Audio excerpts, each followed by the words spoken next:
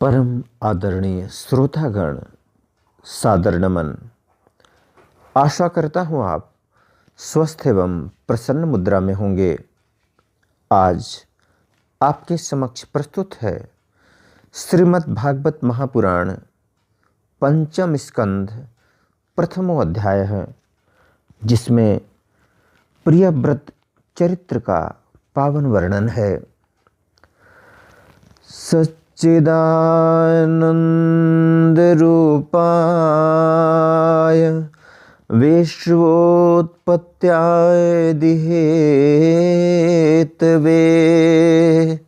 तापत्रय विनाशाय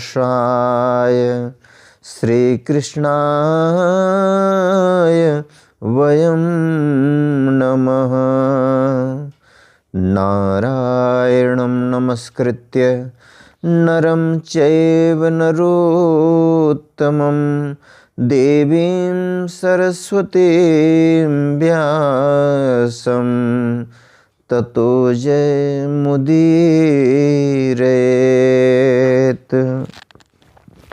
राजा परीक्षित ने पूछा, मुने, महाराज प्रियव्रत तो बड़े भगवत भक्त और आत्मा राम थे। उनकी गृहस्थाश्रम में कैसे रुचि हुई, जिसमें फंसने के कारण मनुष्य को अपने स्वरूप की विस्मृति होती है और वह कर्म बंधन में बंध जाता है। विप्रवर, निश्चय ही ऐसे निसंग महापुरुषों का इस प्रकार गृहस्थाश्रम में अभिनिवेश होना उचित नहीं है। इसमें किसी प्रकार का संदेह नहीं कि जिनका चित्त पुण्य कीर्ति श्री हरि के चरणों की शीतल छाया का आश्रय लेकर शांत हो गया है, उन महापुरुषों की कुटुंबादि में कभी आसक्ति नहीं हो सकती। ब्राह्मण, मुझे इस बात का बड़ा संदेह है कि महाराज प्रियव्रत ने स्त्री, घर और पुत्रादि में आसक्त रहकर भी किस प्रकार सिद्धि प्राप्त कर ली और क्यों कर उनकी भगवान श्री कृष्ण में अविचल भक्ति हुई। श्री शुकदेव जी ने कहा, राजन, तुम्हारा कथन बहुत ठीक है। जिनका चित्त पवित्र कीर्ति श्री हरि के परम मधुर चरण कमल मकरंद के रस में सराबोर हो गया है, वे किसी विघ्न बाधा के कारण रुकावट आ जाने पर भी भगवत भक्त परम हंसों के प्रिय श्री वासुदेव भगवान की कथा श्रवण रूपी परम कल्याणमय मार्ग को प्रायः छोड़ते नहीं। राजन, राजकुमार प्रियव्रत बड़े भगवत भक्त थे। श्री नारद जी के चरणों की सेवा करने से उन्हें सहज में ही परमार्थ तत्व का बोध हो गया था। वे ब्रह्म सत्र की दीक्षा, निरंतर ब्रह्माभ्यास में जीवन बिताने का नियम लेने वाले ही थे कि उसी समय उनके पिता स्वयंभुव मनु ने उन्हें पृथ्वी पालन के लिए शास्त्र में बताए हुए सभी श्रेष्ठ गुणों से पूर्णतया संपन्न देख राज्य शासन के लिए आज्ञा दी। किंतु प्रियव्रत अखंड समाधि योग के द्वारा अपनी सारी इंद्रियों और क्रियाओं को भगवान वासुदेव के चरणों में ही समर्पण कर चुके थे। अतः पिता की आज्ञा किसी प्रकार उल्लंघन करने योग्य न होने पर भी यह सोचकर कि राज्याधिकार पाकर मेरा आत्मस्वरूप स्त्री पुत्रादि असत प्रपंच से आच्छादित हो जाएगा, राज्य और कुटुंब की चिंता में फंसकर मैं परमार्थ तत्व को प्रायः भूल जाऊंगा, उन्होंने उसे स्वीकार न किया। आदिदेव स्वयंभू भगवान ब्रह्मा जी को निरंतर इस गुणमय प्रपंच की वृद्धि का ही विचार रहता है। वे सारे संसार के जीवों का अभिप्राय जानते रहते हैं। जब उन्होंने प्रियव्रत की ऐसी प्रवृत्ति देखी, तब वे मूर्तिमान चारों वेद और मरीच आदि पार्षदों को साथ लिए अपने लोक से उतरे। आकाश में जहां तहां विमानों पर चढ़े हुए इंद्रादि प्रधान देवताओं ने उनका पूजन किया तथा मार्ग में टोलियां बांधकर आए हुए सिद्ध, गंधर्व, साध्य, चारण और मुनिजन ने स्तवन किया। इस प्रकार जगह जगह आदर सम्मान पाते वे साक्षात नक्षत्रनाथ चंद्रमा के समान गंधमादन की घाटी को प्रकाशित करते हुए प्रियव्रत के पास पहुंचे। प्रियव्रत को आत्मविद्या का उपदेश देने के लिए वहां नारद जी भी आए हुए थे। ब्रह्मा जी के वहां पहुंचने पर उनके वाहन हंस को देखकर देवर्षि नारद जान गए कि हमारे पिता भगवान ब्रह्मा जी पधारे हैं। अतः वे स्वयंभुव मनु और प्रियव्रत के सहित तुरंत खड़े हो गए और सबने उनको हाथ जोड़कर प्रणाम किया। परीक्षित, नारद जी ने उनकी अनेक प्रकार से पूजा की और सुमधुर वचनों में उनके गुण और अवतार की उत्कृष्टता का वर्णन किया। तब आदि पुरुष भगवान ब्रह्मा जी ने प्रियव्रत की ओर मंद मुस्कान युक्त दया दृष्टि से देखते हुए इस प्रकार कहा।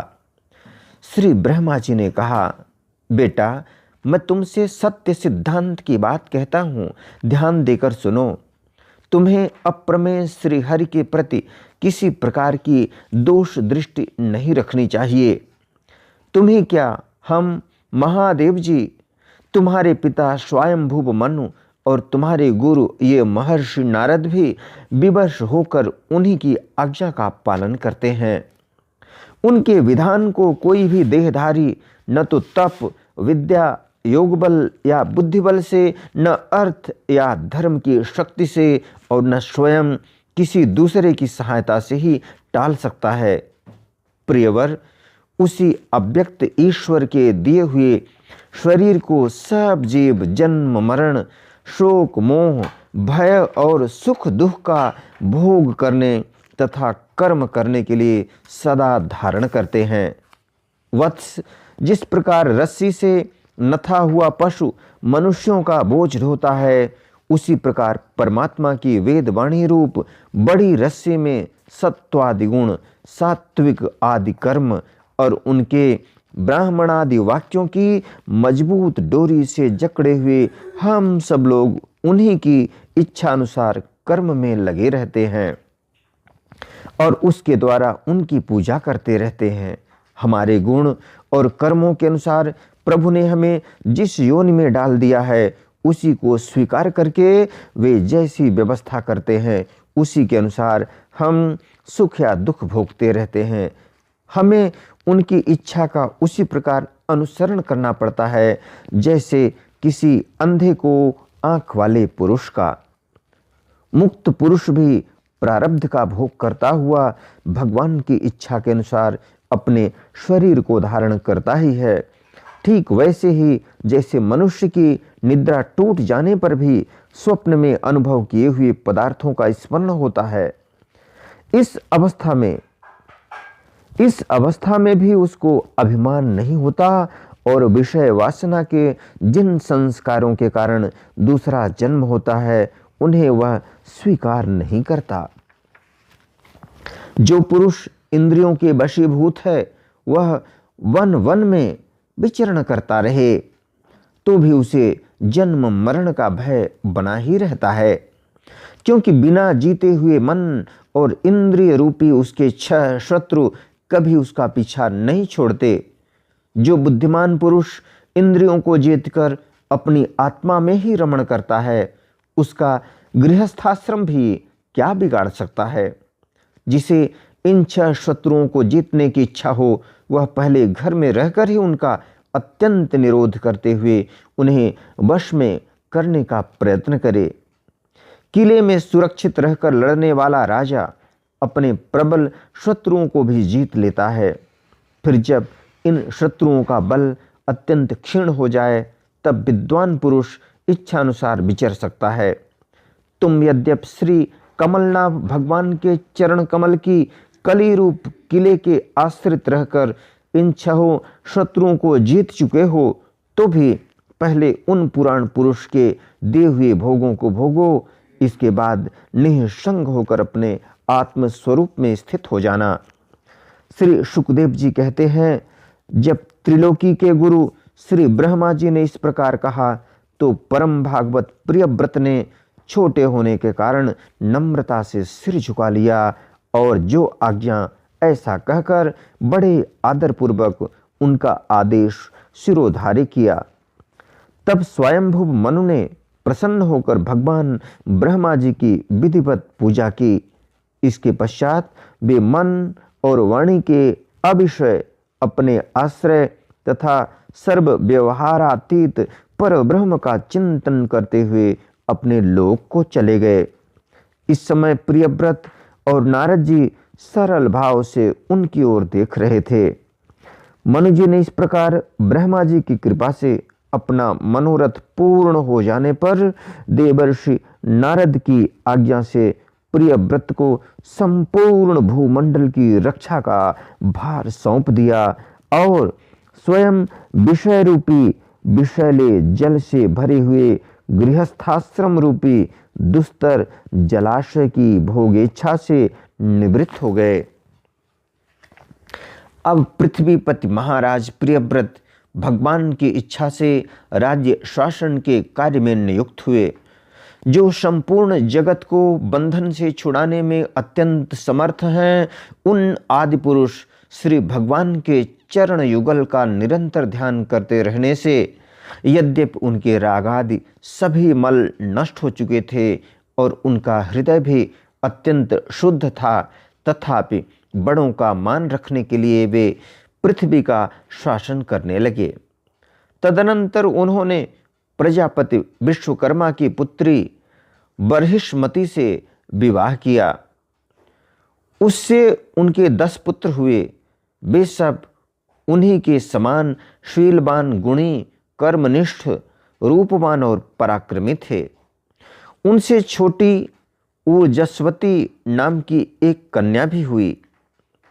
पुत्रों के नाम आग्नेद्र, इद्मजिह्व, यज्ञबाहु, महावीर, हिरण्यरेता, घृतपृष्ठ, सवन, मेधातिथि, बीतिहोत्र और कवि थे। ये सब नाम अग्नि के भी हैं। इनमें कवि, महावीर और सवन ये 3 नैष्ठिक ब्रह्मचारी हुए। इन्होंने बाल्यावस्था से आत्मविद्या का अभ्यास करते हुए अंत में संन्यासाश्रम ही स्वीकार किया। इन निवृत्ति परायण महर्षियों ने संन्यास आश्रम में ही रहते हुए समस्त जीवों के अधिष्ठान और भाव बंधन से डरे हुए लोगों को आश्रय देने वाले भगवान वासुदेव के परम सुंदर चरणार विंदों का निरंतर चिंतन किया। उससे प्राप्त हुए अखंड एवं श्रेष्ठ भक्ति योग से उनका अंतःकरण सर्वथा शुद्ध हो गया और उसमें श्री भगवान का आविर्भाव हुआ। तब देहादि उपाधि की निवृत्ति हो जाने से उनकी आत्मा की संपूर्ण जीवों के आत्मभूत प्रत्यगात्मा में एक ही भाव से स्थिति हो गई। महाराज प्रियव्रत की दूसरी भार्या से उत्तम, तामस और रैवत ये 3 पुत्र उत्पन्न हुए, जो अपने नाम वाले मनवंतरों के अधिपति हुए। इस प्रकार कवि आदि 3 पुत्रों के निवृत्ति परायण हो जाने पर राजा प्रियव्रत ने 11 अर्बुद वर्षों तक पृथ्वी का शासन किया। जिस समय वे अपनी अखंड पुरुषार्थमयी और वीर्यशालिनी भुजाओं से धनुष की डोरी खींचकर टंकार करते थे, उस समय डर के मारे सभी धर्मद्रोही न जाने कहाँ छिप जाते थे। प्राण प्रिया बर्हिष्मति के दिन दिन बढ़ने वाले आमोद प्रमोद और अभ्युत्थानादि क्रीड़ाओं के कारण तथा उसके स्त्री जनोचित हाव भाव, लज्जा से संकुचित मंदहास्य युक्त चितवन और मन को भाने वाले विनोद आदि से महामना प्रियव्रत विवेकहीन व्यक्ति की भांति आत्म विस्मृत से होकर सब भोगों को भोगने लगे, किंतु वास्तव में ये उनमें आसक्त नहीं थे। एक बार इन्होंने जब यह देखा कि भगवान सूर्य सुमेरु की परिक्रमा करते हुए लोकालोक पर्यंत पृथ्वी के जितने भाग को आलोकित करते हैं, उसमें से आधा ही प्रकाश में रहता है और आधे में अंधकार छाया रहता है, तो उन्होंने इसे पसंद नहीं किया। तब उन्होंने यह संकल्प लेकर कि मैं रात को भी दिन बना दूंगा, सूर्य के समान ही वेगवान एक ज्योतिर्मय रथ पर चढ़कर द्वितीय सूर्य की ही भांति उनके पीछे पीछे पृथ्वी की 7 परिक्रमाएं कर डाली। भगवान की उपासना से उनका अलौकिक प्रभाव बहुत बढ़ गया था। उस समय इनके रथ के पहियों से जो लीकें बनी वे ही 7 समुद्र हुए। उनमें से पृथ्वी में 7 द्वीप हो गए। उनके नाम क्रमशः जम्बू, प्लक्ष, शालमली, कुश, क्रौंच, शाक और पुष्कर द्वीप हैं। इनमें से पहले पहले की अपेक्षा आगे आगे के द्वीप का परिमाण दूना है और ये समुद्र के बाहरी भाग में पृथ्वी के चारों ओर फैले हुए हैं। 7 समुद्र क्रमशः खारे जल, ईख के रस, मदिरा, घी, दूध, मट्ठे और मीठे जल से भरे हुए हैं। ये 7 द्वीपों की खाइयों के समान हैं और परिमाण में अपने भीतर वाले द्वीप के बराबर हैं। इनमें से एक एक क्रमशः अलग अलग 7 द्वीपों को बाहर से घेर कर स्थित हैं। बरहिस्मती पति महाराज प्रियव्रत ने अपने अनुगत पुत्र आग्नेघ्र, इधमजिह्व, यज्ञबाहु, हिरण्यरेता, घृतपृष्ठ, मेधातिथि और बीतिहोत्र में से क्रमशः एक एक को उक्त जम्बू आदि द्वीपों में से एक एक का राजा बनाया। उन्होंने अपनी कन्या ऊर्जस्वती का विवाह शुक्राचार्य जी से किया। उसी से शुक्र कन्या देवयानी का जन्म हुआ। राजन, जिन्होंने भगवत चरणारविंदों की रज के प्रभाव से शरीर के भूख, प्यास, शोक, मोह और जरा मृत्यु इन 6 गुणों को अथवा मन के सहित 6 इंद्रियों को जीत लिया है, उन भगवत भक्तों का ऐसा पुरुषार्थ होना कोई आश्चर्य की बात नहीं है, क्योंकि वर्ण बहिष्कृत, चांडाल आदि नीच योनि का पुरुष भी भगवान के नाम का केवल एक बार उच्चारण करने से तत्काल संसार बंधन से मुक्त हो जाता है। इस प्रकार अतुलनीय बल पराक्रम से युक्त महाराज प्रियव्रत एक बार अपने को देवर्षि नारद के चरणों की शरण में जाकर भी पुनः दैववश प्राप्त हुए प्रपंच में फंस जाने से अशांत सा देख मन ही मन विरक्त होकर इस प्रकार कहने लगे, ओ बड़ा बुरा हुआ, मेरी विषय लोलुप इंद्रियों ने मुझे इस अविद्या जनित विषम विषय रूप अंधकूप में गिरा दिया। बस बस बहुत हो लिया, हाय मैं तो स्त्री का क्रीड़ा मृग ही बन गया। उसने मुझे बंदर की भांति नचाया, मुझे धिक्कार है, धिक्कार है। इस प्रकार उन्होंने अपने को बहुत कुछ बुरा भला कहा। परमाराध्य श्री हरि की कृपा से उनकी विवेक वृत्ति जागृत हो गई। उन्होंने यह सारी पृथ्वी यथा योग्य अपने अनुगत पुत्रों को बांट दी और जिसके साथ उन्होंने तरह तरह के भोग भोगे थे, उस अपनी राजरानी को साम्राज्य लक्ष्मी के सहित मृतदेह के समान छोड़ दिया तथा हृदय में वैराग्य धारण कर भगवान की लीलाओं का चिंतन करते हुए उसके प्रभाव से श्री नारद जी के बतलाए हुए मार्ग का पुनः अनुसरण करने लगे। महाराज प्रियव्रत के विषय में निम्नलिखित लोकोक्ति प्रसिद्ध है। राजा प्रियव्रत ने जो कर्म किए उन्हें सर्वशक्तिमान ईश्वर के सिवा और कौन कर सकता है। उन्होंने रात्रि के अंधकार को मिटाने का प्रयत्न करते हुए अपने रथ के पहियों से बनी हुई लीकों से ही 7 समुद्र बना दिए, प्राणियों के सुभीते के लिए, जिससे उनमें परस्पर झगड़ा न हो। द्वीपों के द्वारा पृथ्वी के विभाग किए और प्रत्येक द्वीप में अलग अलग नदी, पर्वत और वन आदि से उसकी सीमा निश्चित कर दी। वे भगवत भक्त नारद आदि के प्रेमी भक्त थे। उन्होंने पाताल लोक के, देवलोक के, मर्त्यलोक के तथा कर्म और योग की शक्ति से प्राप्त हुए ऐश्वर्य को भी नरक तुल्य समझा था। इत श्रीमद्भागवते महापुराणे पारमहंस्यां संहितायां पंचम स्कंधे प्रियव्रत विजय प्रथमो अध्याय। बोलो वृंदावन विहारी लाल की जय।